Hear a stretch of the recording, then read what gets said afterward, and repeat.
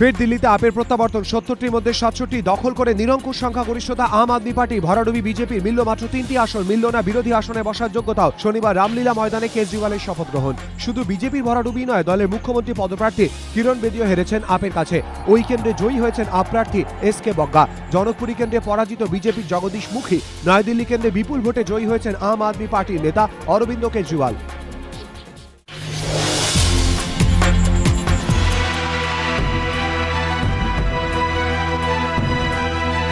স্কুলের মধ্যে তালাবন্ধ প্রধান শিক্ষক, বাইরে আন্দোলনরত অভিভাবকদের বিক্ষোভ।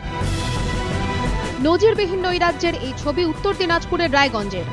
গত ৩ মাস ধরে পঠন পাঠন শিখে উত্তর দেবীনগর প্রাথমিক স্কুলে ৩ জন শিক্ষকের মধ্যে ২ জনই ৩ মাস ধরে ছুটিতে।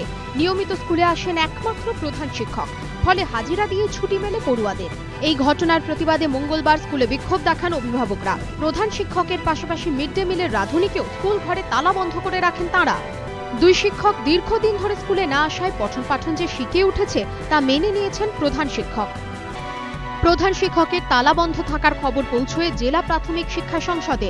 সেখান থেকে স্কুলে স্বাভাবিক পরিবেশ ফেরানোর আশ্বাস এলে ৩ ঘন্টা পর ঘেরাওমুক্ত হন প্রধান শিক্ষক। দাবি যুক্তিসঙ্গত, কিন্তু শিক্ষাঙ্গনে কেন এই নৈরাজ্য?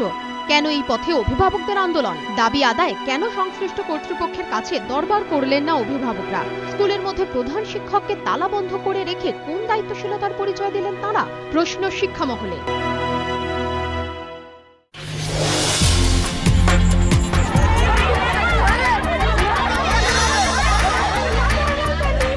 দফায় দফায় গুলি, বোমাবাজি, একাধিক বাড়িতে আগুন। তৃণমূল বিজেপি সংঘর্ষে অগ্নিগর্ভ হুগলির আরামবাগ।